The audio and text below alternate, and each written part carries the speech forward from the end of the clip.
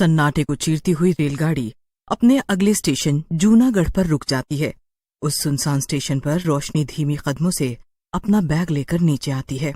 Oh my God, ये train कितनी late हो गई। ये स्टेशन भी पूरा खाली है। ज्वाइनिंग के पहले ही दिन में लेट हो गई। अब पता नहीं क्या होगा। मन ही मन बड़बड़ाते हुए रोशनी स्टेशन से बाहर निकलती है, लेकिन बाहर एक भी रिक्शा या ऑटो मौजूद नहीं था कि तभी उसकी नजर एक ऑटो पर पड़ती है। रिक्शा, ओ रिक्शा वाले भैया, दीनदयाल हॉस्पिटल चलेंगे? मैडम, इतनी रात गए, वो भी अस्पताल में? ना बाबा ना, मैं तो नहीं जाऊंगा। अरे डबल पैसे ले लेना, अब जल्दी चलो। ऐसा कहकर रोशनी जबरदस्ती उस ऑटो में बैठ जाती है। थोड़ी देर बाद वे लोग हॉस्पिटल पहुंच जाते हैं। लो मैडम, आ गया आपका अस्पताल। अब जल्दी से पैसे दे दो, मैं चलूं। रोशनी से जल्दी जल्दी पैसे लेकर ऑटो वाला घबराकर वहां से भाग जाता है। अजीब आदमी है। चलो कोई बात नहीं, कम से कम पहुंच तो गए। रोशनी हॉस्पिटल के अंदर जाती है। एक्सक्यूज मी, कोई है क्या यहाँ? जी मैडम, कहिए। अब मैं रोशनी, आज मेरी ज्वाइनिंग थी। एक मिनट मैम, मैं चेक करके बताती हूँ। हॉस्पिटल की डायरी में रोशनी का नाम चेक करते हुए वो रिसेप्शनिस्ट अजीब तरीके से घबराने लग जाती है और डरते हुए बोलती है, मैडम, आज आपकी ड्यूटी मुर्दाघर में है। तो इसमें इतना घबराने की क्या जरूरत है? आप प्लीज मेरा सामान मेरे रूम में रखवा दीजिएगा। ऐसा कहकर रोशनी मुर्दाघर की तरफ बढ़ने लग जाती है। जैसे जैसे रोशनी उस मुर्दाघर की तरफ बढ़ती जाती है, उसे अपने पीछे किसी और के कदमों की भी आवाज सुनाई देती है, लेकिन पीछे मुड़ने पर वहाँ कोई नहीं होता। रोशनी को ये सब कुछ थोड़ा अजीब तो जरूर लगता है, लेकिन फिर वो इस बात को इग्नोर करके आगे बढ़ती है। रोशनी के पहुंचते ही अपने आप ही उस मुर्दाघर का दरवाजा खुल जाता है। लगता है हवा से अपने आप दरवाजा खुल गया। उस मुर्दाघर में सन्नाटा पसरा हुआ था। चारों ओर सिर्फ लाशें ही लाशें थीं। अचानक पीछे से उसे किसी बूढ़े आदमी की आवाज आती है। कुछ चाहिए क्या मैडम? मेरा नाम रोशनी है, मेरी आज ही ज्वाइनिंग हुई है और इस मुर्दाघर में मेरी ड्यूटी पड़ी है। इसके बाद वो उस बूढ़े आदमी से सारी डिटेल्स लेने लग जाती है। वो बूढ़ा आदमी बिना पलक झपके उसे सारी जानकारियां देता चला जाता है। रोशनी को उसका ये बर्ताव अजीबोगरीब लग रहा था, लेकिन फिर वो इस बात पर ज्यादा ध्यान नहीं देती है और अपने काम में लग जाती है कि तभी वहाँ एक नर्स आती है। मैडम, मैं स्नेहा, आपकी असिस्टेंट हूँ। ओके स्नेहा, लेकिन अब मुझे तुम्हारी जरूरत नहीं। उस ओल्ड मैन ने मुझे सारी डिटेल्स दे दी है। आप किसकी बात कर रही हैं मैम? अरे वही, इस मुर्दाघर के केयरटेकर की, जो अभी तो यहीं था। अरे कहाँ गया वो? ये सुनकर वो नर्स घबरा जाती है और जल्दी जल्दी रोशनी को खींचकर उस मुर्दाघर से बाहर ले जाती है।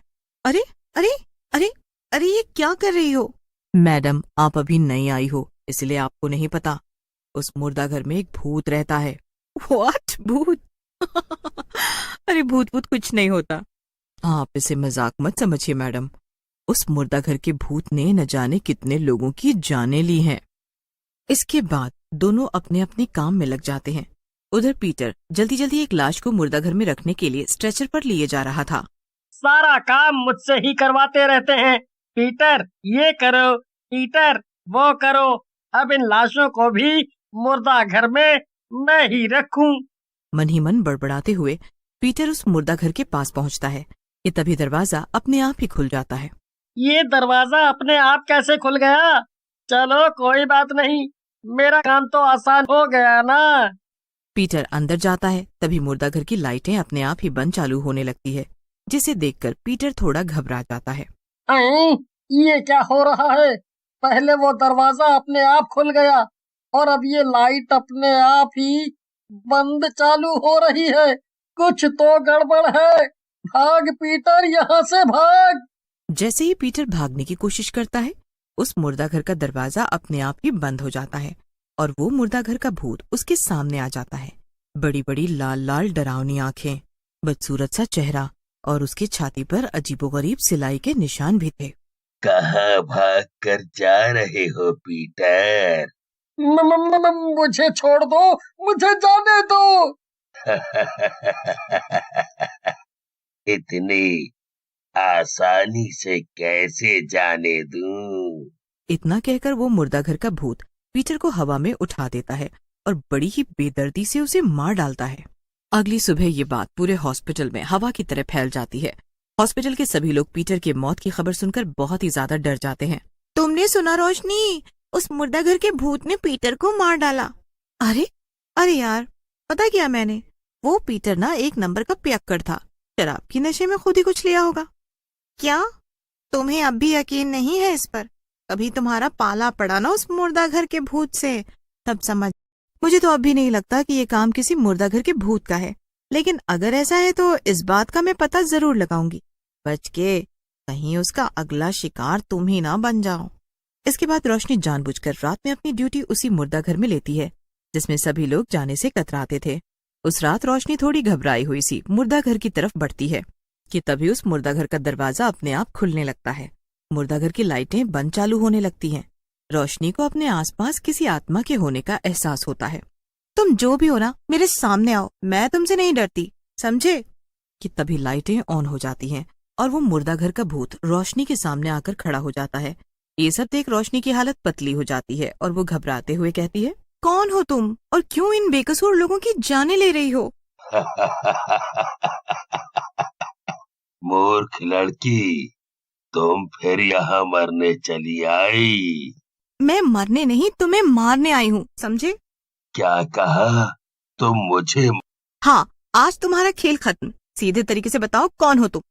वो भूत जोर जोर से हंसने लग जाता है कि तभी रोशनी एक तांत्रिक को अंदर बुलाती है, जिसे देखकर वो मुर्दा घर का भूत बहुत गुस्सा हो जाता है। तो ये तांत्रिक मारेगा मुझे। तभी तांत्रिक अपने झोले में से एक बोतल निकालता है। हाँ, मैं मारूंगा तुझे। बता कौन है तू, वरना तुझे यहीं जलाकर भस्म कर दूंगा। तांत्रिक को यूं मंत्र पढ़ता देखकर उस मुर्दा घर का भूत बहुत ही ज्यादा डर जाता है। नहीं नहीं, रुक जाओ, मैं सब कुछ बताता हूँ। मैं इसी गांव में रहा करता था। हम बहुत गरीब थे। एक दिन मेरी तबीयत बहुत ही ज्यादा खराब हो गई, इसलिए मेरी पत्नी शांति ने मुझे इस हॉस्पिटल में भर्ती करवाया। जैसे तैसे मेरी पत्नी ने पैसे इकट्ठे करके मुझे इस महंगे हॉस्पिटल में भर्ती करवाया था, लेकिन डॉक्टर साहब, मेरे पति कब तक ठीक हो जाएंगे? देखिए, अभी कुछ कहा नहीं जा सकता। आपके पति को हार्ट की बीमारी है, अभी थोड़ा इंतजार करिए। इसके बाद वो डॉक्टर आईसीयू के अंदर जाता है। पागल समझा है क्या? अभी तो इसकी किडनी बेचकर मुझे बहुत सारा पैसा कमाना है, फिर फेंक दूंगा इसकी लाश को हॉस्पिटल के मुर्दा घर में। कुछ दिनों बाद डॉक्टर राव शांति को उसके पति की मौत की खबर बताते हैं। ये सदमा शांति बर्दाश्त नहीं कर पाती और उसकी मौके पर ही मौत हो जाती है। इसके बाद उस लालची डॉक्टर ने मेरी लाश को इसी मुर्दा घर में सड़ने के लिए छोड़ दिया। तब से लेकर आज तक मैं अपनी मौत का बदला हर उस इंसान से ले रहा हूँ जो इस मुर्दा घर में आता है। मैं मानती हूँ तुम्हारे साथ जो कुछ भी हुआ बहुत गलत हुआ, और मैं वादा करती हूँ कि मैं तुम्हारे गुनाहगारों को नहीं छोड़ूंगी। हर हाल में उन्हें सजा दिलवा कर ही रहूंगी। नहीं, मैं कुछ सुनना नहीं चाहता। मैं अपना बदला खुद लेकर रहूंगा। बस, भले ही तेरे साथ जो कुछ भी हुआ वो बहुत ही गलत हुआ, लेकिन तू किसी और की गलती की सजा बेकसूर लोगों को नहीं दे सकता, इसीलिए अब तुझे जाना होगा। नहीं, मैं इस मुर्दा घर को छोड़कर कहीं नहीं जाऊंगा। तू मेरा कुछ नहीं बिगाड़ सकता, समझा तांत्रिक? तो तू ऐसे नहीं मानेगा। रुक, तुझे अभी बताता हूँ। इसके बाद वो तांत्रिक मंत्रों का जाप करना शुरू कर देता है और बोतल के पवित्र जल को उस मुर्दा घर के भूत पर छिड़क देता है। ऐसा होते ही उस मुर्दा घर के भूत की आत्मा तड़पने लग जाती है और हवा की तरह वहाँ से गायब हो जाती है। बाबा, अब बारी उस डॉक्टर की है जिसने लालच में आकर एक बेगुनाह की जान ली। रोशनी ने उस लालची डॉक्टर के खिलाफ हॉस्पिटल की अथॉरिटी में शिकायत की, जिसके बाद उस दोषी डॉक्टर को सजा मिली और उस मुर्दा घर के भूत की आत्मा को तो फाइनली हम लोगों ने एक वीडियो भूत वाला कार्टून कंप्लीट कर लिया है। और अगर आपको अच्छा लग रहा है वीडियो तो हमारे वीडियो को लाइक कर दें और आगे वीडियो देखने के लिए हमारे चैनल पर बने रहें।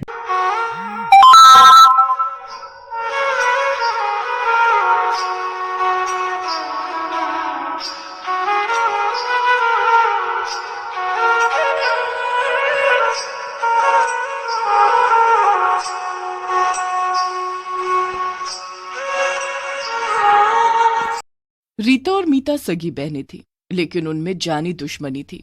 दोनों एक दूसरे को बिल्कुल पसंद नहीं करते थे और हर वक्त बस एक दूसरे को परेशान करने के बारे में ही सोचती रहती थी। उनके लड़ाई झगड़े से उनकी माँ भी बहुत परेशान रहती थी। एक दिन सुबह के समय दोनों फिर से आपस में लड़ने लगी। मीता की बच्ची, तूने आज फिर से मेरा सामान चुरा लिया, चोरनी। अरे देखो देखो देखो, आज तो चोर के घर पर चोरी हुई है। चुड़ैल, मैं तुझे जान से मार दूंगी। बहुत दिनों से तू मेरे हाथों से पिटी नहीं है ना, इसीलिए तेरा दिमाग बहुत खराब हो रहा है। तो मैं क्या तुझे छोड़ दूंगी डायन? आ, हाथ तो लगा के दिखा मुझे। दोनों एक दूसरे को बहुत मारती हैं। ये सारा शोर सुनकर उनकी माँ भागी भागी वहां आती है। अरे अरे अरे, क्या हो गया? छोड़ो एक दूसरे को, मार डालोगी क्या एक दूसरे को? मैं कहती हूँ दूर हटो हटो। माँ, इसने मेरी चप्पल चुराई है। लड़ाई की जड़ यही है, मैंने कुछ भी नहीं किया है। ओ, और तूने भी तो मंदिर से ही चुराई थी, मैंने तुझसे चुरा ली। आई बड़ी मुझ पर इल्जाम लगा रही है। हे भगवान, कैसी लड़कियां हैं ये। तुम दोनों को देखकर कौन कहेगा कि तुम सगी बहनें हो। अरे करम चलियो, मैं कहती हूँ छोड़ो एक दूसरे को, जाओ जाकर कोई दूसरा काम करो। मैं तो तंग आ गई हूँ ये रोज रोज की मारपीट से। रीता और मीता की माँ उन्हें अलग करती है और दोनों को अलग अलग काम करने के लिए भेज देती है ताकि वो उन्हें लड़ने से रोक सके। अरे भगवान, ना जाने ये लड़कियां कब सुधरेंगी। मैं इन्हें अकेले पाल रही हूँ, ये देखकर भी इन्हें जरा सी शर्म नहीं आती। बस एक दूसरे के खून की प्यासी रहती हैं हर वक्त। अगर मुझे कुछ हो गया तो ये दोनों तो एक दूसरे के साथ कैसे रहेंगी। रीता और मीता की माँ यही सब चिंता करते करते घर से बाहर आ रही थी कि तभी एक गाड़ी आती है और उसे टक्कर दे देती है। उसकी तुरंत मौत हो जाती है और वो एक चुड़ैल में बदल जाती है। अरे ये क्या हो गया? मैं कैसे मर गई? मैं तो चुड़ैल बन गई। अब मेरी बेटियों का क्या होगा? चुड़ैल वहां खड़ी होकर यही सब सोच ही रही थी कि तभी उसकी दोनों बेटियां भागी भागी आती है। माँ, माँ, ये तुम्हें क्या हो गया? अब मैं कैसे जीऊंगी माँ?